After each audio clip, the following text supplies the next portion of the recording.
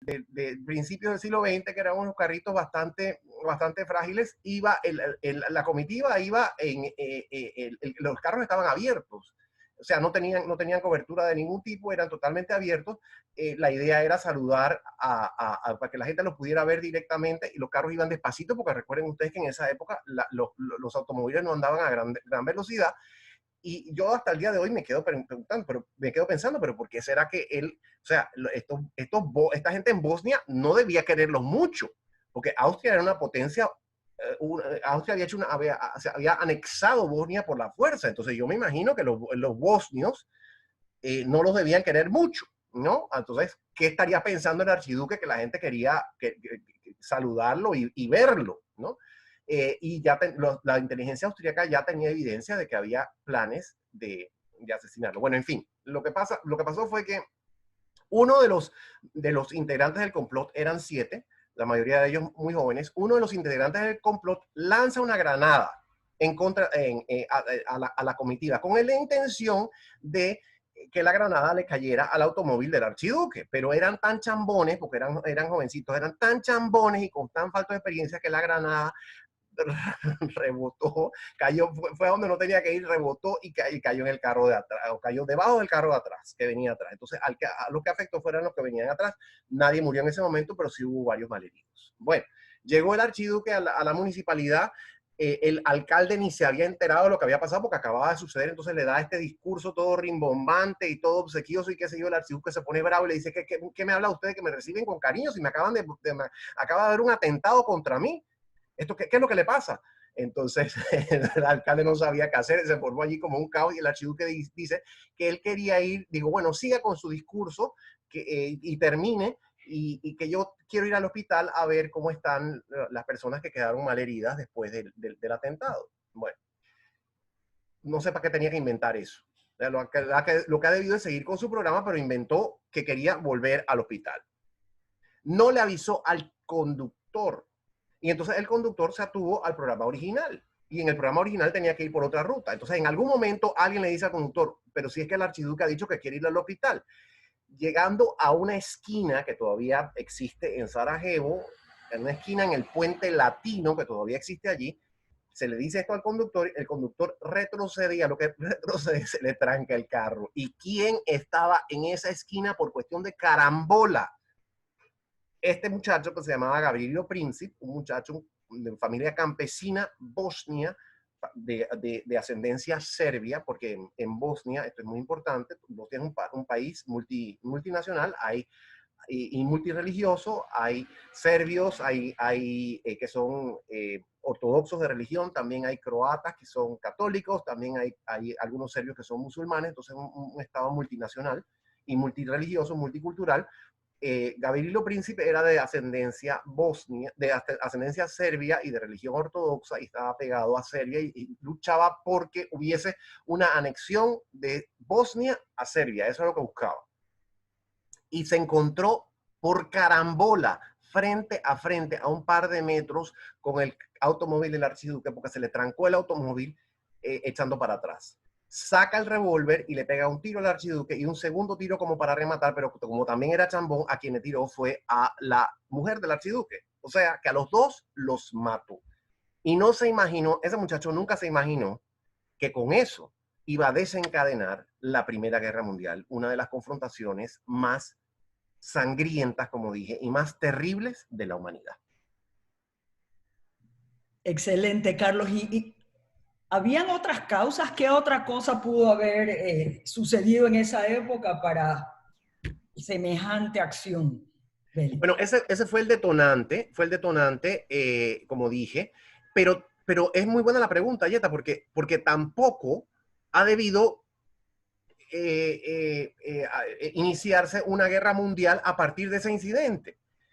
Austria, evidentemente, o sea, habían asesinado al heredero del trono austriaco. Austria, evidentemente, asumió una posición muy firme y envió lo que se llama en diplomacia, en relaciones internacionales, un ultimátum. Un ultimátum es una lista de condiciones que Serbia debía cumplir. Si no se cumplían esas condiciones, Serbia iba a ser objeto de retaliación por parte de Austria. Eso es lo que se conoce como un ultimátum. Entonces manda el ultimátum y Serbia aceptó el ultimátum. Solamente dejó de aceptar 2 puntos del ultimátum que eran verdaderamente ofensivos a la soberanía de Serbia. Los dos puntos tenían que ver con la intervención directa de Austria en el castigo, en la identificación y el castigo de los responsables del crimen, porque el crimen evidentemente fue parte de un complot y había un complot mucho más grande.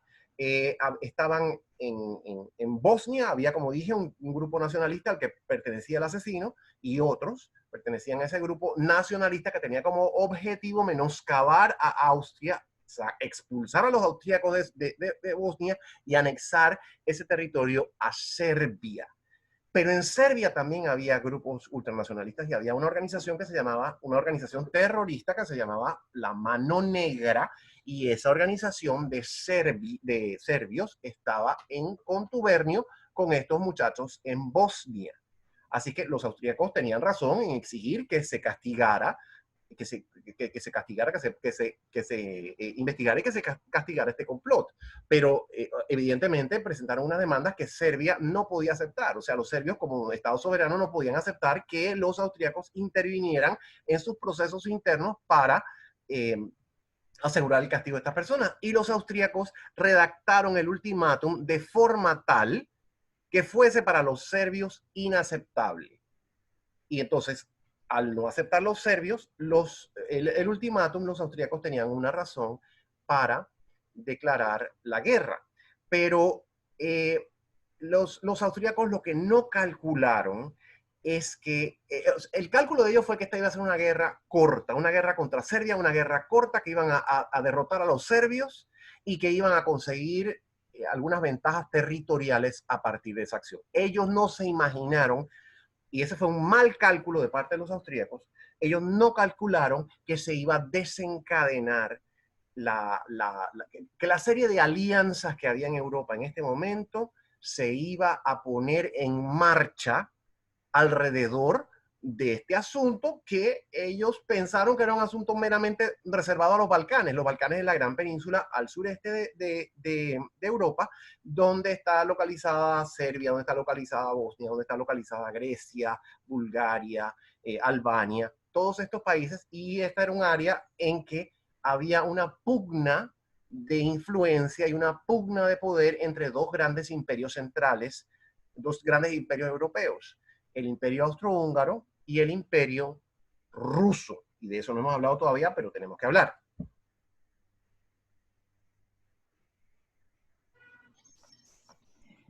Yo quiero invitarlos a todos, el que se sienta que quiera hacer una pregunta, solamente habilita el micrófono y aquí estamos para escucharlos y contestar todo lo que así deseen preguntar.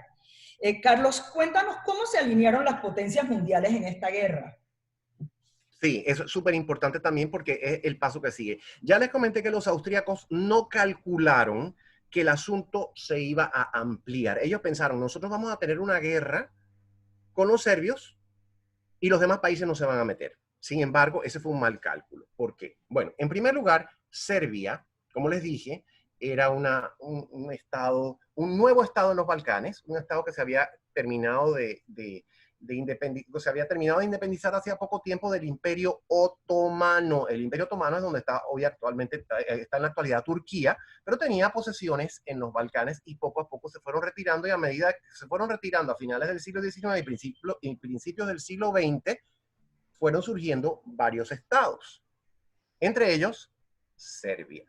Los serbios eran, o son todavía, eslavos. Eslavos es un grupo étnico del este de Europa. Los serbios son ortodoxos. ¿Quiénes más son eslavos y quiénes más son ortodoxos? Los rusos europeos. Entonces había una alianza entre Rusia y Serbia. Al mismo tiempo, había una alianza entre Austria y Alemania. Los austríacos y los alemanes pertenecen a otra etnia, la etnia germana.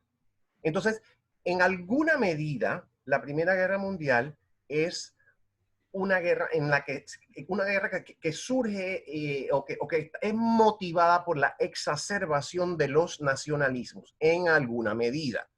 Sobre todo el nacionalismo eslavo versus el nacionalismo germano o germánico. Entonces, en otra medida, es un asunto meramente político, un asunto que se descontrola a partir del sistema de alianzas que había en Europa. En ese momento había en Europa un sistema de alianzas. Las relaciones internacionales eran todavía eurocéntricas, o sea que lo que importaba sobre todo era lo que pasaba en Europa y lo que hacían y cómo se desenvolvían entre ellas las potencias europeas. Y ese desenvolvimiento de las potencias europeas se realizaba o se efectuaba a partir de un sistema de alianzas. ¿Y qué pasaba con las alianzas? Cuando un país era afectado, el aliado entraba en esa confrontación o entraba en ese conflicto en apoyo de su aliado. Entonces, ya les dije, Serbia tenía de aliado a Rusia. Rusia era la gran aliada de Serbia. O sea que si Serbia se veía involucrada en una confrontación, Rusia iba a entrar a apoyar a Serbia. ¿Quién era la gran aliada de Austria, del Imperio Austrohúngaro? El gran aliado era Alemania. Y había pactos entre todos los países, los estados europeos, que formalizaban estas alianzas. Entonces, por un lado, tenían una alianza, Serbia y Rusia. Rusia, a su vez, ¿con quién tenía una alianza? Con Francia. Y Francia, a su vez, ¿con quién tenía una alianza? Con el Reino Unido, por un lado. Por otro lado, ¿quiénes tenían una alianza? Austria-Hungría y Alemania. ¿Y quién entró a formar parte de esa alianza también posteriormente? Italia. Ahora, hay que condicionar lo de los italianos, porque los italianos se voltearon. Al inicio tenían esta alianza con Austria y con Alemania. Nunca entraron a la guerra del lado de Austria y de Alemania, y cuando finalmente entraron del otro lado, se cambiaron. Pero en fin, hay esta configuración de alianzas en Europa. Y como digo, esto también es una tragedia, esto es un asunto tragicómico, porque no tenía que haber pasado. Austria pensó que iba a tener una guerra localizada con Serbia, pero los rusos, que tenían una alianza con Serbia, le advirtieron a Austria que como atacar a Serbia, iban a tener que verse con ellos, y empezaron a movilizar su ejército. Cuando los rusos empezaron a movilizar su ejército, Alemania le advirtió a Rusia que no se metiera, pero los rusos no le hicieron caso a Alemania, y entonces los alemanes movilizaron su ejército. Y como los rusos tenían una alianza con Francia, los alemanes, en previsión, además de que ya le tenían ganas a Francia, y los franceses también le tenían ganas a los alemanes, desde una guerra que habían tenido en 1870, que habían perdido los franceses, tenían ganas de pelear, de seguir peleando. Los alemanes, en previsión, también movilizaron hacia el oeste sus tropas. Entonces, evidentemente, ya había un peligro de una conflagración continental. Pero faltaba una de las grandes potencias, que era Gran Bretaña. ¿Y cuándo entra Gran Bretaña? Gran Bretaña tenía una alianza con Francia, un entendimiento, se llamaba la Entente Cordiale, que se había firmado en 1904, para resolver ciertos asuntos coloniales, imperiales y demás, entre ellas. Así que sí había un entendimiento. Pero Gran Bretaña no tenía por qué entrar a la guerra para apoyar a Francia. ¿Cuándo entró Gran Bretaña a la guerra? Entró cuando los alemanes invadieron Bélgica. ¿Se acuerdan? Hace un momentito que mencioné el diario Doña Rosaura y dije que ella había estado en Bélgica, había remarcado la belleza de Bruselas, que ciudad tan linda y qué sé yo, y dije, yo no se imaginaría que unos meses más tarde los alemanes estarían marchando por esta capital. Bélgica, que fue un estado inventado a principios del siglo XIX, era también un estado neutral, y las potencias de Europa se habían comprometido en 1839 a garantizar la neutralidad de Bélgica. Entre esas potencias estaba el Reino Unido. El Reino Unido era garante de la neutralidad de Bélgica. Y se tomaron ese asunto en serio. Y los alemanes violaron la neutralidad de Bélgica porque mandaron su ejército a través de Luxemburgo y de Bélgica para llegar a Francia. Entonces ustedes dirán, bueno, ¿por qué los alemanes tenían que hacer eso? Bueno, los alemanes no querían que los rusos los atacaran, pero decían, si nosotros entramos en una confrontación con los rusos, los franceses van a entrar de todas maneras. Así que para evitarnos eso y para anticiparnos a eso, para evitarnos no, pero para anticiparnos a esa situación, vamos a atacar a Francia por sorpresa. Y lo vamos a hacer a través de Bélgica, porque no se van a imaginar que vamos a violar la neutralidad belga, por una parte, y por otra parte, porque la frontera entre Francia y Alemania estaba totalmente militarizada. Y hubiera sido para Alemania muy complicado romper esas barreras defensivas que tenían los franceses en la frontera directa entre Francia y Alemania. El territorio por el cual pasó doña Rosaura con mi abuelita cuando iban de Bruselas a Suiza, que ella decía que qué campiña tan hermosa y que qué lugar tan bello y precioso y qué sé yo. Bueno, ese lugar estaba totalmente militarizado. Y si por allí cruzaban los alemanes, la frontera directa que había entre los dos, iba a ser muy complicado para los alemanes. Así que no se les ocurrió nada mejor que violar la soberanía, la neutralidad de Bélgica y avasallar a Luxemburgo, de paso. Y fue en respuesta a eso que entró el Reino Unido a la guerra. Y con la entrada del Reino Unido ya se configura la guerra como una guerra mundial, porque el Reino Unido involucra a todo su imperio. Era no solamente Inglaterra o Gran Bretaña, sino el Imperio Británico, que consistía de, como saben ustedes, los dominios del Reino Unido y todas sus colonias. Entonces, participaron en la Primera Guerra Mundial no solo los británicos, sino que también participaron irlandeses, que en ese momento eran parte del imperio, participaron canadienses, hubo regimientos australianos de Nueva Zelanda, de Sudáfrica, inclusive de la India. Y eventualmente, y esto es interesantísimo y nos atañe a nosotros, eventualmente hubo regimientos, un regimiento al menos, de las Antillas Occidentales, o sea, de antillanos, de personas de Jamaica, de Barbados, de qué sé yo, y de Panamá y de Costa Rica, que eran antillanos de naturaleza y que fueron reclutados por el embajador de Panamá, el embajador del Reino Unido en Panamá, Claude Mallet, casado con otra pariente de nosotros, María Fátima y Gabo, que era doña Matilde. Y Sir Claude y Lady Mallet se ocuparon muchísimo de reclutar a estos antillanos para que participaran en el regimiento de los antillanos en la Primera Guerra Mundial. Así que con fue la violación de Bélgica lo que convirtió en este asunto en una guerra mundial. Posteriormente entró Japón, en agosto de 1914 entró Japón a la guerra del lado de los aliados, del lado de Gran Bretaña, Francia y Rusia. Posteriormente les dije, en 1915 entró Italia, que se cambió de bando. Italia, que estaba con Alemania y con Austria, se cambió de bando y entró con los aliados. Y en 1917 entró Estados Unidos a la guerra. Ese fue un factor bastante determinante. Y a raíz de la entrada de Estados Unidos, adivinen quién más entró. Panamá, pero esa es otra historia. Después les cuento eso. Carlos, Sí, ¿alguien tiene alguna pregunta? sí, soy Carmen de Irigoyen y quería preguntarle su opinión sobre la participación del Kaiser como incitador de esta Primera Guerra Mundial, que he leído últimamente, incluso que él fue el cerebro, o Alemania fue el cerebro para el asesinato del archiduque. Buenos días, Carmen, y muchas gracias por su pregunta. Hay toda una serie de teorías de conspiración alrededor de este asunto.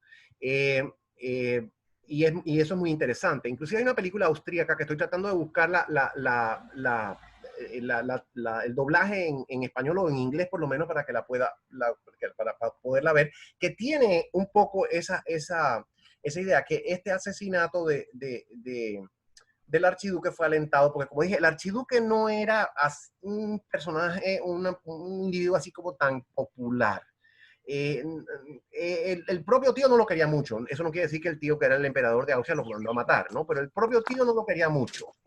No lo querían mucho en las capitales. Era una persona que primero que todo, se había casado mal. Hola, aguacate lindo. Y entonces, en segundo lugar, sus políticas, no era considerado como una persona idónea para ser emperador de Austria. Entonces, sí hay muchas teorías de la conspiración alrededor de esto. Yo no tengo conocimiento, no, o sea, sería irresponsable de mi parte decirle sí estaba involucrado y sí fue una persona que tuvo que ver, estuvo detrás de una conspiración. No podría decirle esto. Lo que sí le podría decir es que el Kaiser directamente, él, además del gobierno alemán, pero el Kaiser directamente, él, con sus actitudes imperialistas en primer lugar, militaristas en segundo lugar, y con su exacerbación del nacionalismo, un poco, no exactamente, obviamente que mucho menos, pero un poco como lo que sucedería más tarde con Hitler, que eso lo veremos la semana entrante, pero con estas actitudes que tenía el Kaiser, esa militarización que promovió, esa carrera armamentista que promovió, esos eran factores indudablemente peligrosos, indudablemente conflictivos y factores que llevaron a el escalamiento de tensiones en los años y meses anteriores a la Primera Guerra Mundial. El Kaiser, que por cierto, esta es otra curiosidad, el Kaiser era nieto de la reina Victoria de Inglaterra. El Kaiser era primo hermano del rey de Inglaterra, Jorge V, en 1914. Sin embargo, estaba en una competencia de poder con el Reino Unido. El Kaiser, a pesar de su linaje o de su ascendencia inglesa por su parte materna, no quería Inglaterra. Y estaba inmerso en esta actitud de competencia. Él quería alcanzar para Alemania ese gran estatus que tenía el Reino Unido. Recuerden ustedes que Alemania es un estado relativamente reciente. Alemania solo existe a partir de 1870. Cuando se logró la unificación alemana, luego de esa guerra que hubo con Francia, en 1870, que ganaron los prusianos, porque ni siquiera era Alemania en ese momento, era Prusia, Prusia con P adelante, ¿cierto? Prusia, que era el estado más importante de lo que hoy es Alemania. Entonces, a partir de esa guerra fue que se logró la unificación de Alemania y que Alemania surge como un estado moderno y surge como un imperio. Y la palabra imperio no es gratuita porque tenía aspiraciones imperialistas, tenía aspiraciones a una gran posición, a un gran prestigio internacional, y que era lo que hacían, ¿qué hacían los estados de gran prestigio en ese momento? Tenían imperios coloniales, imperios ultramarinos, y tenían ejércitos, y sobre todo tenían armadas, o sea, fuerzas navales importantes. Entonces el Kaiser impulsó mucho la militarización de Alemania por una parte, y específicamente impulsó el crecimiento naval de Alemania. Y eso puso a Alemania directamente en confrontación con el Reino Unido, que era una cosa que era innecesaria porque el Reino Unido no iba a avasallar a Alemania. Pero los alemanes bajo el Kaiser tomaron esa actitud. Carlos, ¿tú nos podrías hablar un poquitito de cómo eran las comunicaciones en esa época? ¿Cómo lograba aliarse con los distintos países, etcétera? O sea, no me puedo ni siquiera imaginar cómo se vivía en esa época para lograr lo que se logró. Sumamente interesante la pregunta. Los traslados intercontinentales, o sea, de un continente a otro, los traslados, como hablé del traslado de mi abuelita con su madre, eran bastante demorados porque eran por vapor. Y ya existía la navegación a vapor, por cierto, que fue un invento de finales del siglo XIX, de la segunda mitad, digamos, del siglo XIX, ¿no? Entonces, el desarrollo tecnológico, la tecnología había avanzado muchísimo en el siglo XIX y nosotros pensamos que hoy la tecnología, ahora es cuando la tecnología ha avanzado y que hemos tenido los más grandes adelantos y demás. En realidad no, en realidad fue en el siglo XIX, ese fue el siglo de los grandes adelantos. Entonces ya para 1914, a pesar de que los traslados de un continente a otro eran demorados porque tenían que hacerse por barco, a pesar de eso, ya había comunicaciones instantáneas y esto es una cosa que no nos acordamos. Ya existía el telégrafo y había mucha comunicación por telégrafo, por telegrama. Es más, hay un telegrama clásico, y esto les cuento después si cuento, pero un telegrama clásico que fue el detonante de la participación estadounidense.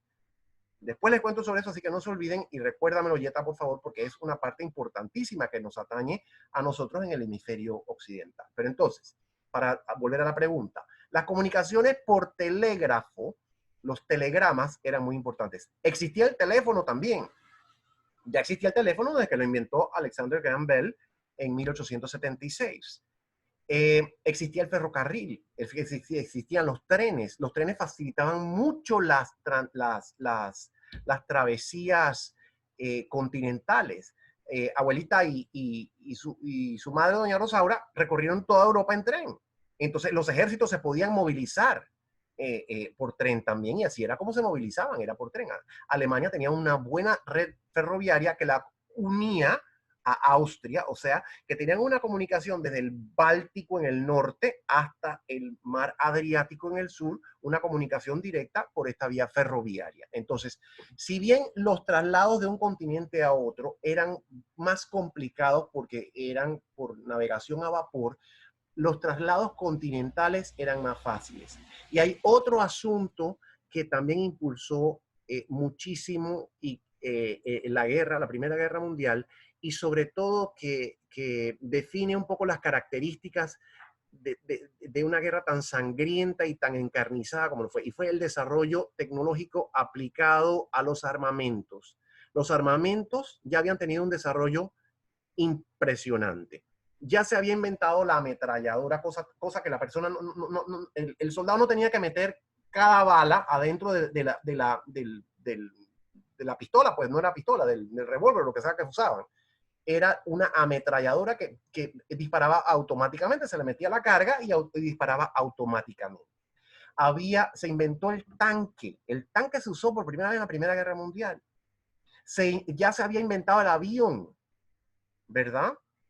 Eso fue en Estados Unidos también, los hermanos Wright, que hicieron su primer vuelo en 1903 en Ohio. Entonces, la aviación rápidamente, los aviones rápidamente tuvieron una aplicación militar, y hubo bombardeos aéreos en la Primera Guerra Mundial. Nada de esto se había visto antes, la ametralladora no había antes, lo que les dije antes, el tanque no había antes, aviones no había antes. Entonces todo esto se usó, y otra cosa que se usó trágicamente en contravención de la normativa internacional que ya existía en esa época y que lo prohibía, eran las armas químicas, notablemente el gas mostaza, que se utilizó en la Primera Guerra Mundial con consecuencias catastróficas, horribles y espantosas. Entonces, este desarrollo tecnológico configuró a la Primera Guerra Mundial, sobre todo en el frente occidental, o sea, entre Francia y Alemania, como una guerra de trincheras, que fue particularmente horrible. Estos soldados se tenían que meter en las trincheras para que no los alcanzaran todas las ametralladoras y todos estos otros bombardeos, y se pasaban en estas trincheras metidos días, semanas, en condiciones insalubres. Verdaderamente un asunto horroroso. Todavía están allí para las personas que los visitan, algunas de estas trincheras, y es difícil imaginarse cómo miles, y cuando les digo miles, eran miles de hombres metidos en esas trincheras, librando esta guerra que no tenía ningún sentido. Una guerra que era una guerra, sobre todo una guerra imperialista, una guerra asusada por imperialismos, por militarismos y por nacionalismos mal entendidos.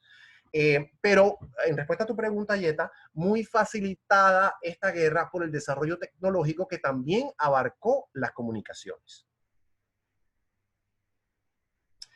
Perdón, hay un asunto que quisiera agregar, un asunto importante que quisiera agregar.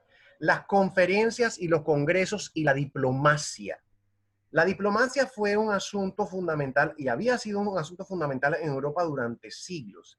Y como parte de esa diplomacia, un aspecto curioso que ya no existe, pero un aspecto curioso de la diplomacia europea hasta ese momento, y que había dado buenos resultados hasta la víspera de la Primera Guerra Mundial, eran las alianzas dinásticas entre las casas reinantes. Y ya les hablé acerca de que el Kaiser de Alemania era nieto de la reina Victoria, primo hermano del rey de Inglaterra. La emperatriz de Rusia era prima hermana del rey de Inglaterra. El emperador de Alemania estaba emparentado con otras casas reinantes por otras vías. Entonces, hasta ese momento, esas alianzas dinásticas habían servido de una manera u otra para estabilizar a Europa a lo largo del siglo XIX. En la Primera Guerra Mundial, eso también falló. Las alianzas dinásticas no sirvieron de nada. Hay una famosa correspondencia entre el Kaiser Guillermo y el zar Nicolás, y ellos se trataban de Willy y Nicky. se trataban como primos, se trataban de Willy y Nicky y tenían esta una correspondencia fluida. Eso de nada sirvió, se fueron a la guerra. El Kaiser tenía una relación con el rey de Inglaterra, de nada sirvió, se fueron a la guerra. Así es que entre los mecanismos que servían para que estos países se entendieran, estaba no solamente en las comunicaciones, que ya habían avanzado mucho, sino también la diplomacia. La diplomacia es un instrumento clásico de las relaciones internacionales. Y los europeos habían desarrollado la diplomacia de una forma muy, muy importante. Y como parte de la diplomacia había las alianzas dinásticas, pero esas alianzas dinásticas no funcionaron en la Primera Guerra Mundial. Muchísimas gracias, Carlos. Interesantísima la respuesta. Cuéntanos, visto que nos quedan escasos 16 minutos de esta conferencia, ¿cuáles fueron las consecuencias de la Primera Guerra Mundial? Fueron terribles, fueron terribles. Hubo, en primer lugar, una mortandad espantosa. Hay distintos cálculos. Yo creo que nadie puede tener un número preciso de cuántos fallecieron. Me fijé en la Enciclopedia Británica. Según la Enciclopedia Británica, 8 millones de soldados, 8 millones de soldados, 13 millones de civiles, según la Enciclopedia Británica.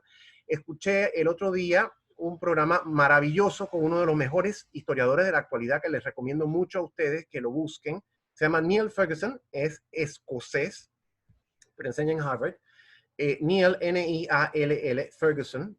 Y dice el profesor Ferguson que fueron 10 millones de soldados y otros 10 millones de civiles. O sea que la mortandad fue espantosa. Estuvo en torno a los 20 millones. El propio Reino Unido perdió como 10 millones, perdón, perdió como 1 millón de personas, de 1 millón de soldados. Sobre todo civiles no tanto, porque no hubo ataques al Reino Unido, a diferencia de la Segunda Guerra Mundial. En la Segunda Guerra Mundial sí hubo un bombardeo espantoso de Londres.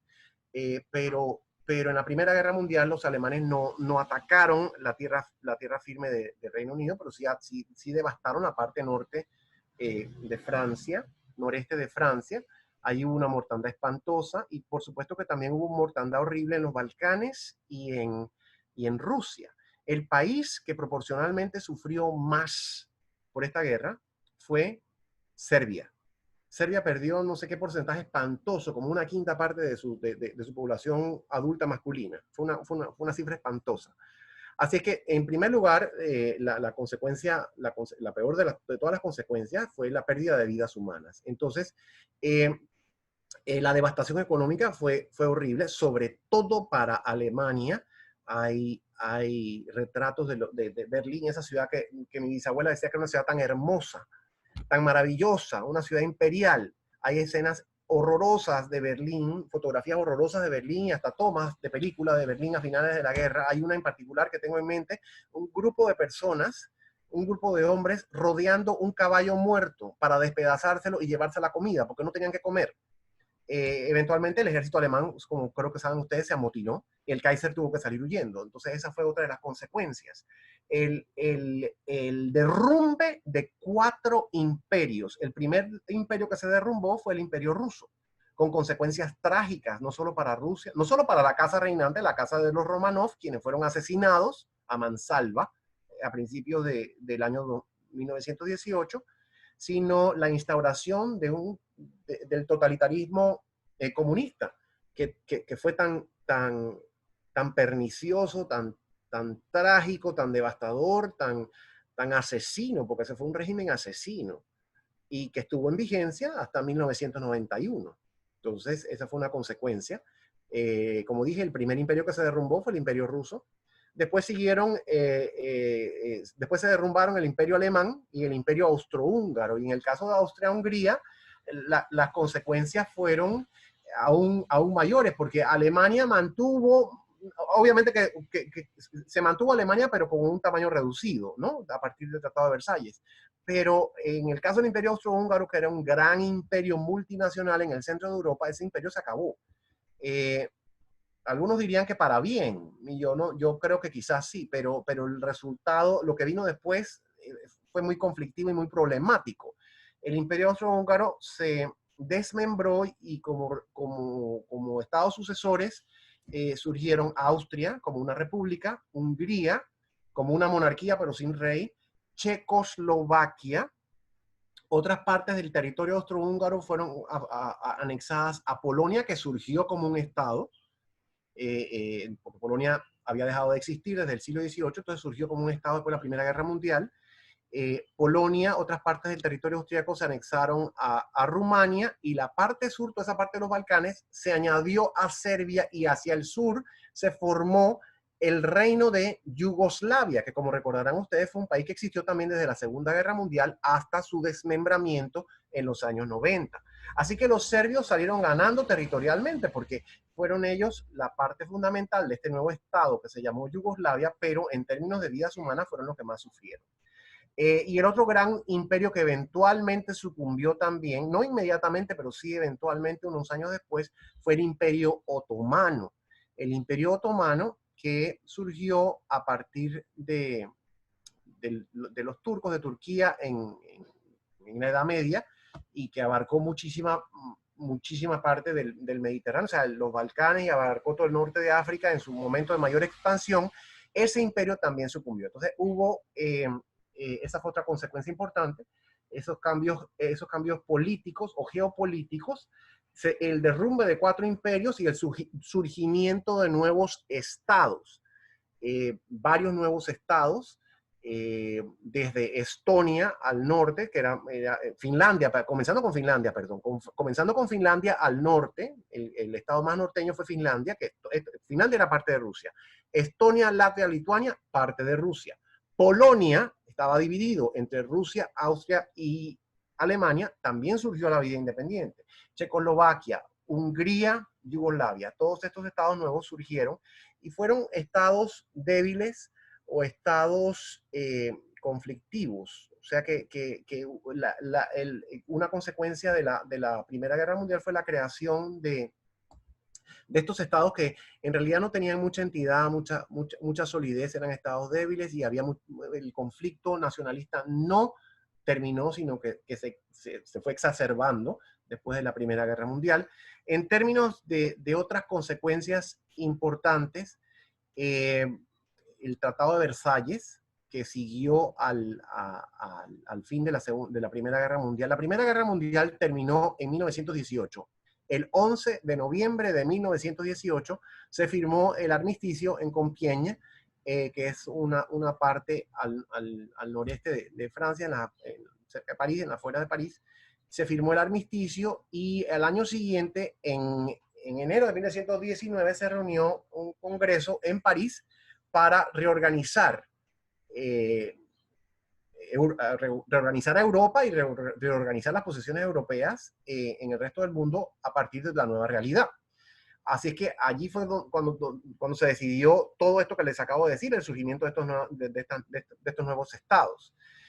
Como consecuencia del Tratado de Versalles, que se firmó a mediados del año de 1919, se impuso a Alemania una cifra de reparaciones. O sea, los alemanes tenían que pagar una compensación, o tuvieron que pagar una compensación enorme a los aliados, sobre todo a Francia, que fue uno de los motivos detrás de la devastación económica y de la frustración alemana en los años siguientes a la guerra, lo cual fue aumentando esa tensión entre ambos países también.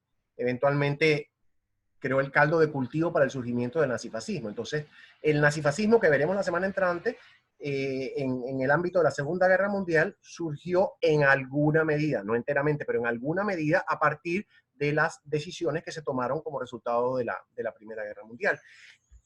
Perdón, y yo no dejaría de mencionar como una de las grandes consecuencias de la guerra, no fue una consecuencia intencional, pero es algo que pasa: la enorme pandemia de la gripe española.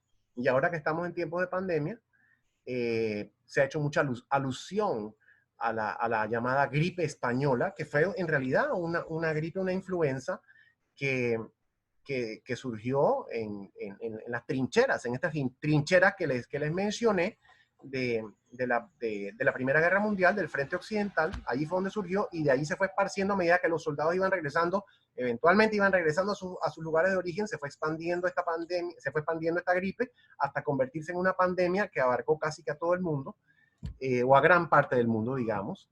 y causó, también no se sabe exactamente cuánto, pero se calcula que entre 40 y 50 millones de personas. O sea que no fue solamente la devastación de la Primera Guerra Mundial en términos de vidas humanas, sino también habría que tomar en cuenta a la gripe española como una consecuencia de esta guerra.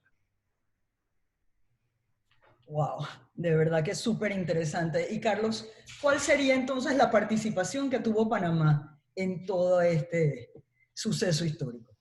Sí, ese es otro aspecto interesante, algo de lo cual no nos acordamos mucho. Estados Unidos, como dije, entró a la guerra en 1917. Y Estados Unidos entró a la guerra en primera instancia por la práctica alemana de hundir los barcos de guerra que hacían la ruta entre Norteamérica e Inglaterra, un torpedeo indiscriminado de los buques, y Estados Unidos ya había advertido varias veces que a Alemania que dejara de hacer eso, y los alemanes seguían como práctica de guerra para evitar el suministro de bienes al Reino Unido, evidentemente. Entonces Estados Unidos ya estaba disgustado por esta situación, pero uno de los detonantes, o quizás el detonante más importante fue, ¿se acuerdan ustedes que les hablé de un telegrama? El telegrama Zimmermann. Y esto es algo curiosísimo. Los alemanes, en su intento de ganar la guerra, estaban buscando aliados por donde fuera. Y ya preveían que Estados Unidos iba a entrar a la guerra del lado del Reino Unido y de los aliados. Así que querían anticiparse a eso. ¿Y qué se les ocurrió? Se les ocurrió la brillantísima idea de enamorar a México. Es curiosísimo esto. Se les ocurrió la brillantísima idea de enamorar a México. México en ese momento estaba en medio de una guerra civil espantosa, así que yo no sé qué apoyo le podían dar los mexicanos, pero en fin, a ellos se les ocurrió esto. Y dijeron, me imagino que el cálculo sería, si podemos enamorar a los mexicanos para que distraigan a Estados Unidos de su frontera sur, eso va a menoscabar a Estados Unidos y va a impedir que ellos se involucren enteramente o grandemente en esta guerra europea.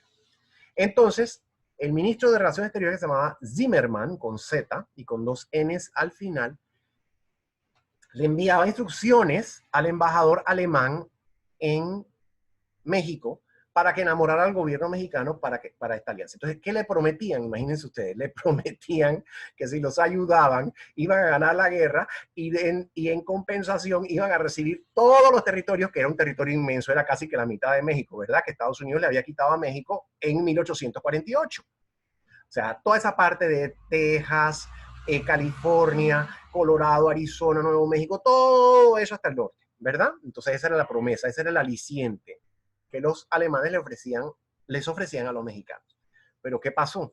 Aquí es donde entra la parte interesante de los telegramas, el desarrollo de los telegramas. Los británicos, que no eran mancos, vivísimos, interceptaron el telegrama y rompieron el código. Esa fue una de las razones de una ventaja que tuvo el Reino Unido en las 2 guerras, que tenían gente bien inteligente trabajando a tiempo completo para quebrar el código de los alemanes, y quebraron el código.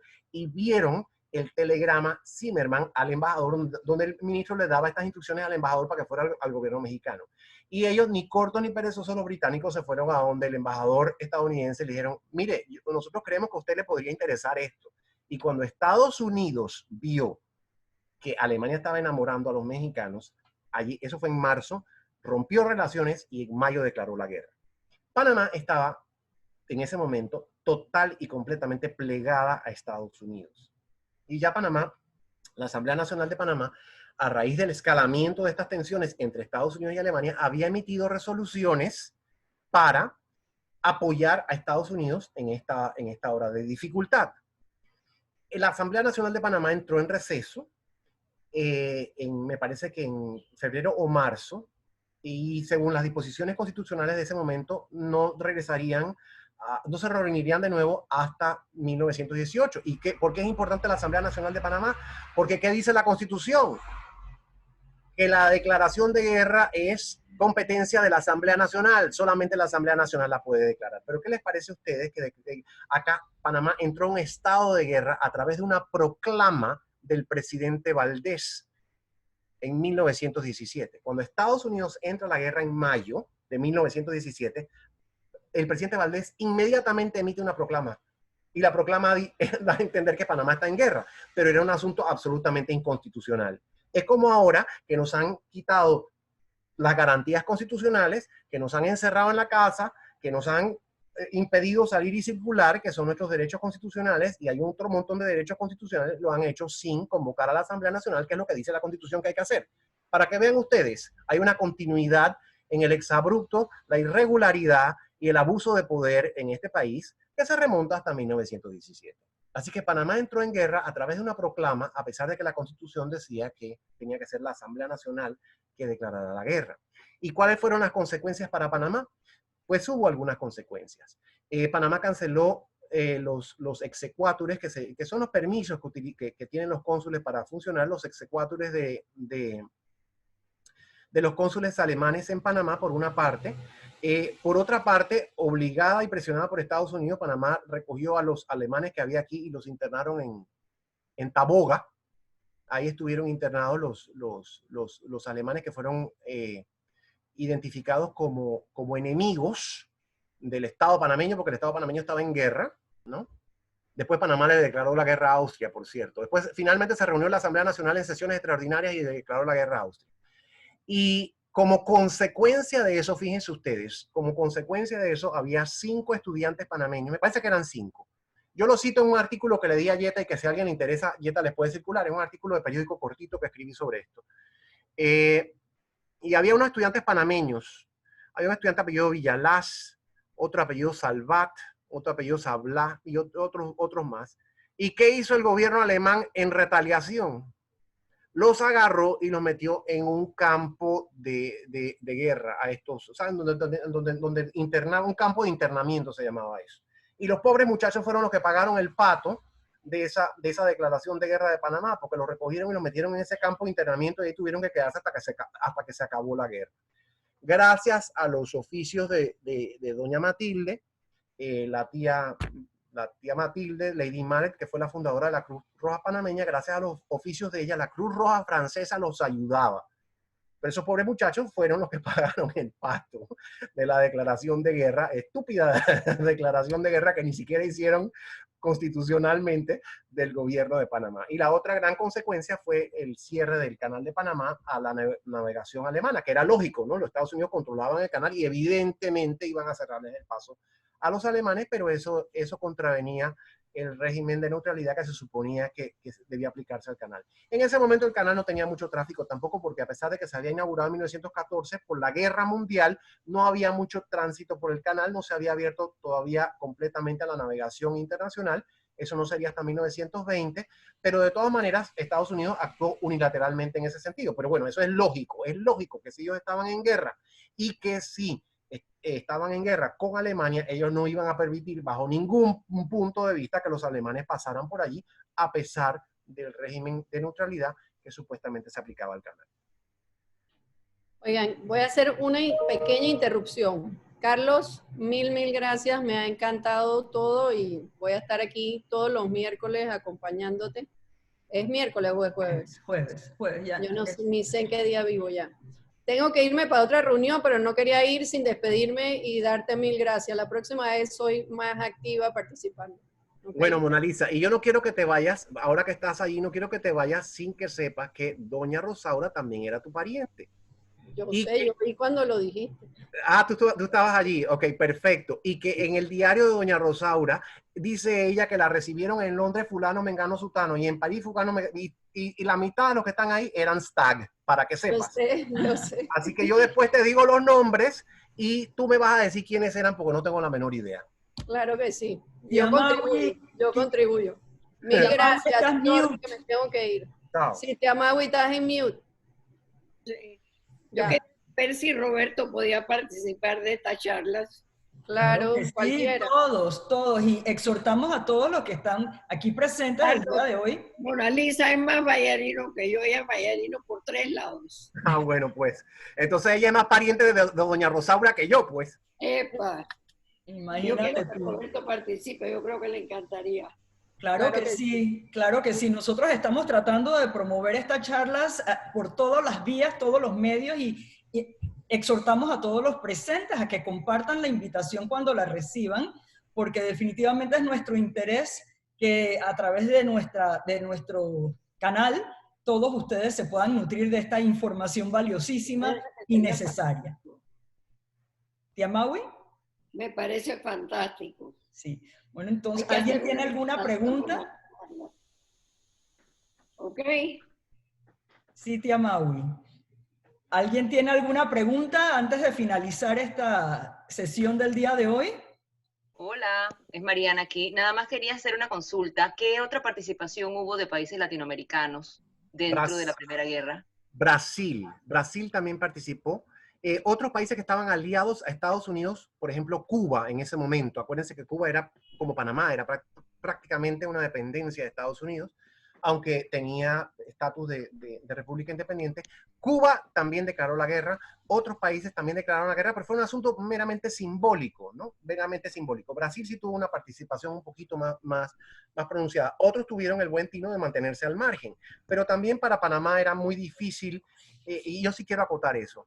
Para Panamá en ese momento y para otros países como Cuba era muy difícil mantenerse al margen si Estados Unidos participaba, porque la dependencia y verdaderamente era una sumisión que había de estos países a Estados Unidos, los arrastraba a esos conflictos una vez que Estados Unidos entraba en ellos. Fue lo que pasó después en la Segunda Guerra Mundial, que Panamá le declaró la guerra a Alemania antes que Estados Unidos, pero ese cuento es para la próxima semana. Tengo Carlos. a Amílcar. Ah, ok, Alberto, ¿tienes una pregunta? Y entonces no queda ningún registro si Panamá envió algún soldado allá como hicimos en la guerra de Coto, bueno, en la que participamos directamente, pero a la Primera Guerra Mundial hubo alguna participación panameña relacionada con ejército, soldado, ¿habría algún soldado panameño que fue a la Primera Guerra Mundial? ¿Alguna referencia? Bueno, no te puedo contestar enteramente si habría algún soldado panameño. Yo tiendo a pensar que no, Panamá tenía muy poca población y no tenía, no creo yo que iba a tener personas enlistadas en otros ejércitos. Panamá, como potencia beligerante, no participó directamente en ninguna acción, no mandó ningún ejército. En ese momento, recuerda que no teníamos ejército tampoco. Para la guerra de Coto tuvo que formarse un ejército a partir de una fuerza expedicionaria lograda con elementos de la Policía Nacional. Así que Panamá no participó como beligerante activo en la Primera Guerra Mundial. La peor consecuencia, como dije antes, fue a estos pobres muchachos que fueron a estudiar a Alemania, que tenían un sistema educativo, como saben ustedes, sumamente avanzado, y fueron a estudiar allá y los cogieron pues en retaliación porque Panamá estúpidamente cogió a unos alemanes aquí y los mandó a Taboga. Entonces, los que estaban en Taboga no estaban tan mal, estaban internados, pero no estaban tan mal. Lo que sí estaban mal eran esos pobres panameños, muchachos panameños que estaban allá en ese campo de internamiento en Alemania. ¡Qué desastre! Exacto. Amílcar tiene la manito levantada. Amílcar, ¿tienes una pregunta? Sí, bueno, primero que todo, muchas gracias, profesor Guevara Man, por la invitación. Yo soy estudiante de él de Florida State University y aprecio mucho la invitación a esta charla. Viendo que está haciendo la cronología de la Primera Guerra Mundial y si la siguiente semana va a entrar en lo que ya sería el camino a la Segunda Guerra Mundial, no sé si puede expandir un poquito en la participación de Alemania en países africanos como por ejemplo Namibia y el aspecto de ellos en ese involucramiento. Gracias, Amílcar. Encantado que puedas participar. Efectivamente, Alemania tenía un imperio colonial, porque hablamos un poquito antes acerca de esas ambiciones imperialistas que tenía Alemania, y como parte de esas ambiciones imperialistas estaba la idea de los imperios coloniales ultramarinos. Entonces, Alemania tenía posesiones en África y tenía posesiones en Oceanía. En África, como bien dijiste, estaba Namibia, estaba también Tanganica, Ruanda y Burundi. Esas eran las posesiones alemanas en África, y en Oceanía había unas islitas, la mitad de Nueva Guinea. Esas eran posesiones alemanas. Entonces, una vez que se acabó la Primera Guerra Mundial, esas posesiones pasaron a ser lo que la Liga de las Naciones, que se creó a partir del Tratado de Versalles, se creó la Liga de las Naciones. Entonces la Liga de las Naciones creó lo que se llamó mandatos, pero en realidad esos mandatos fue un reparto de esas posesiones. Tanganica fue a Inglaterra. Bélgica tuvo los mandatos de Ruanda y de Burundi en compensación por lo que los alemanes le habían hecho. Namibia se convirtió en un mandato de Sudáfrica, y Australia asumió algunos mandatos en Oceanía. Entonces, Alemania perdió su imperio de ultramar, su imperio ultramarino. Por ahí veo a Elena Salvat, y yo una pregunta que le tengo a Elena, ya sea que para que la conteste aquí o para que me la conteste aparte, es si ese muchacho Salvat, que fue uno de los 5 que cogieron en Alemania, era pariente de ella. Así que, Elena, no sé si nos puedes decir no, o si me lo Bueno, te lo puedo decir, mi papá, Luis Ramón Salvat, Francisco Villalaz y Sebastián Gilberto Ríos estuvieron presos cuando Panamá le declaró la guerra a Alemania. Ellos estaban en Zúrich estudiando, los cogieron presos y los llevaron a Holzminden, que era un lugar donde ponían a los detenidos. Él nos contaba que lo pusieron despreciando a Panamá con los italianos, lo cual tenían que salir a cosechar. El frío no era obstáculo, los trataban muy mal. Entonces, un representante del ejército que llegó y le dijeron, aquí tenemos a estos 3 estudiantes panameños, porque Panamá le declaró la guerra a Estados Unidos, con Estados Unidos, Alemania. Entonces le dijo, mira, Panamá no representa, el señor no representa ningún mal ni ninguna amenaza para Alemania, así es que póngalos a trabajar en la oficina de correos de Holzminden, de allí. Estuvieron allí hasta que entonces a través de la Cruz Roja salieron a París. Elena, ¿ese era tu papá? Ese era mi papá. Ah, mira, qué interesante. Qué interesante. Eso, cuando la Segunda Guerra Mundial, que él estaba acá en Panamá, en el Instituto Nacional y tal, que querían los norteamericanos poder leer y descifrar mensajes que mandaban los alemanes. Él, como con el idioma alemán, él estuvo allí 20 años en Alemania. Entonces él fue y dijo, voy a hacer esto también como un extra.